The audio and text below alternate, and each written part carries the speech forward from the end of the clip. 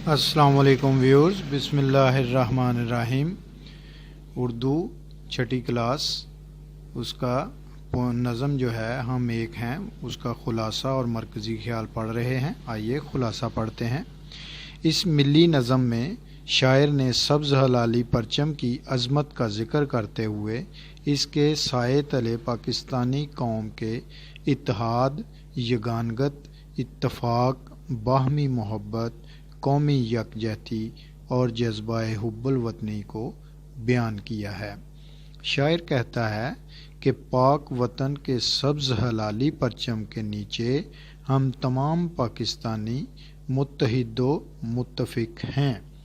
जिस तरह चमन में फूल महकते हैं, आसमान के तारे चमकते हैं, समंदर में धारे गिरते हैं, बिल्कुल उसी तरह हमारे दुख सुख, हमारा रास्ता और हमारी मंजिल एक है और हम में कोई इख्तलाफ या झगड़ा नहीं है। हम वतन की मोहब्बत के जज्बे से सरशार हैं। पाक वतन की आन, इज़्ज़त, शान, शौकत और दिफा हमें अपनी जान से भी अजीज़ है, क्योंकि इसी के दम कदम से हमारी शान व इज़्ज़त है। हम एक ही कश्ती के सवार हैं और एक ही मंजिल की तरफ सफ़र कर रहे हैं।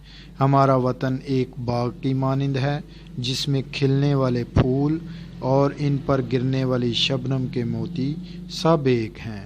पाक वतन के झंडे के नीचे हम सब अहले वतन एक हैं। आइए इस नज़म का मरकज़ी ख्याल पढ़ते हैं। इस नज़म में पाक वतन की आन, बान, शान, वक़ार, रहते मर्तबे और रुतबे और मर्तबे और कौमी अज़मत के लिए पाकिस्तानी कौम के इत्तेहाद, यगानगत और कौमी यकजहती को उजागर किया गया है।